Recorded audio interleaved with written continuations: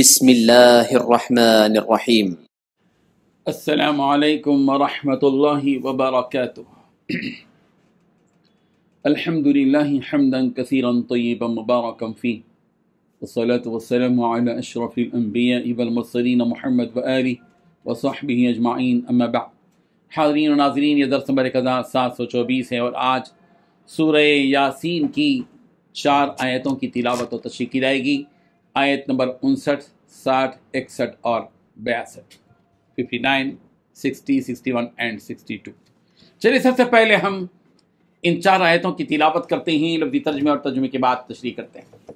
اعوذ باللہ من الشیطان الرجیم، بسم اللہ الرحمن الرحیم۔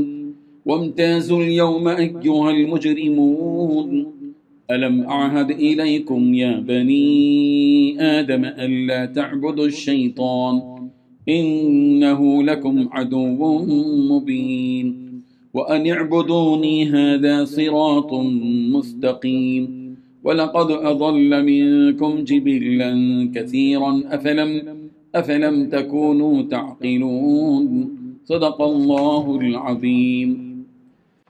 لفظی ترجمہ یوں ہے، وامتازو تم الگ ہو جاؤ، الیوم آج، ایھا المجرمون اے مجرموں، الم آہد کیا نہیں لیا میں نے عہد، الیکم تمہیں، یا بنی آدم اے بنی آدم، اللہ تعبدوا الشیطان کہ تم شیطان کی عبادت نہ کرنا، انہ بلا شبہ وہ لکم تمہارا، عدو دشمن ہے، مبین کھلم کھلا، وَأَنِ اعْبُدُونِي اور یہ کہ تم میری عبادت کرو، ہادہ یہی ہے، صراط مستقیم سیدھا راستہ، وَلَقَدْ اور البتہ تحقیق، اضل اس نے گمراہ کیا، منکم تم میں سے، جبلاً کثیرا بہت ساری مخلوق کو، افلم تکونوا تعقلون کیا پھر بھی تم عقل نہیں رکھتے۔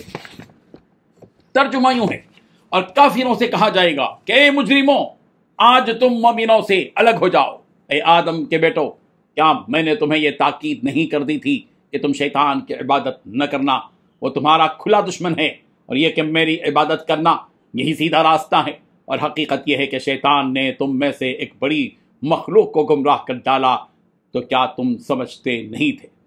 ان 4 آیتوں میں 6 باتیں بتائی گئی ہیں۔ پہلی بات، کافروں سے کہا جائے گا کہ اے مجرموں، آج تم مومنوں سے الگ ہو جاؤ۔ دوسری بات، اے آدم کے بیٹو، کیا میں نے تمہیں یہ تاکید نہیں کر دی تھی کہ تم شیطان کی عبادت نہ کرنا، وہ تمہارا کھلا دشمن ہے۔ تیسری بات، یہ تاکید نہیں کی تھی کہ تم میری عبادت کرنا۔ چوتھی بات، یہی سیدھا راستہ ہے۔ پانچویں بات، حقیقت یہ ہے کہ شیطان نے تم میں سے یہ ایک بڑی مخلوق کو گمراہ کر ڈالا۔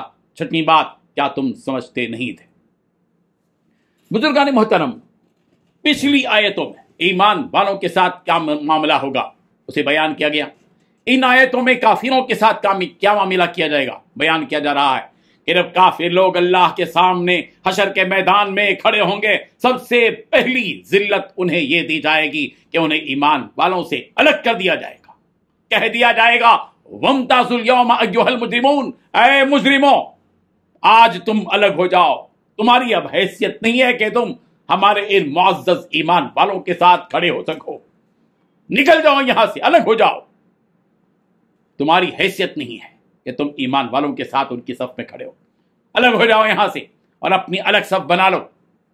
جیسا کہ قرآن مجید کی دیگر آیتوں میں بھی اس طرح کا مضمون موجود ہے، چنانچہ سورہ یاسین کی آیت نمبر 28 میں ہے، وَيَوْمَ نَحْشُرُهُمْ جَمِيعًا ثُمَّ نَقُولُ لِلَّذِينَ أَشْرَكُوا مَكَانَكُمْ أَنْتُمْ وَشُرَكَاؤُكُمْ، جس دن ہم سب کو جمع کریں گے، اس دن ہم مشرکین سے کہیں گے کہ تم بھی اور وہ لوگ بھی جن کو تم نے میری عبادت میں شریک کیا تھا، اپنی جگہ ٹھہرے رہو، یہاں مت آؤ، ایمان والوں کے ساتھ اپنی جگہ جاؤ، ٹھہرو۔ اللہ اکبر۔ اور سورہ روم کی آیت نمبر 14 میں کہا گیا، وَيَوْمَ تَقُومُ السَّاعَةُ يَوْمَئِذٍ يَتَفَرَّقُونَ، اور جب قیامت قائم ہوگی تو لوگ الگ الگ جماعتوں میں بٹ جائیں گے، کافروں کی جماعت، مشرکوں کی جماعت، منافقوں کی جماعت، ایمان والوں کی جماعت، سب بٹ جائیں گے۔ پھر اس کے بعد یہ اعلان کیا جائے گا، اے مجرموں، تم مسلمانوں سے الگ ہو جاؤ۔ پھر جب یہ مجرم یعنی کفار الگ الگ ہو جائیں گے، تب اللہ ان مجرموں سے کہے گا، کیا میں نے تمہیں اپنے رسولوں کی زبانی یہ نہیں کہا تھا کہ تم شیطان کی عبادت نہ کرنا، کہ وہ تمہارا کھلا دشمن ہے، کہ کس طرح اس نے اپنی دشمنی کا پہلا حملہ تمہارے باپ آدم پر کیا تھا. تمہیں اتنا سب کچھ بتانے کے بعد بھی تم لوگوں نے اسی شیطان کی عبادت کی, اسی کا کہنا مانا, اسی کے بتائے ہوئے راستے پر تم چلتے رہے جو راستہ کہ جہنم کی طرف جاتا ہے. اور میں نے تم سے یہ بھی کہا تھا کہ دیکھو میری ہی عبادت کرنا, میرے ہی احکامات پر چلنا, اس لیے کہ میری عبادت کرنا ہی دراصل سیدھے راستے پر چلنا ہے جو سیدھا راستہ جنت کی طرف لے جاتا ہے. مگر ان باتوں نے تم پر کوئی اثر نہیں کیا اور تم شیطان کے بندے بن کر رہے, جس نے تمہیں گمراہ کر ڈالا. آج تمہاری یہ حالت ہو گئی. کیا تم ان سب چیزوں کے کرنے سے پہلے سوچا نہیں کرتے تھے؟ کیا تمہاری عقل بھی مردہ ہو چکی تھی کہ تم بے وقوفوں کی طرح شیطان کے گن گاتے چلے گئے؟ اللہ اکبر.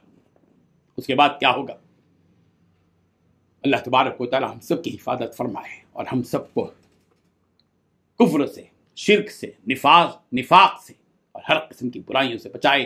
آمین. وآخر دعوانا الحمدللہ رب العالمین.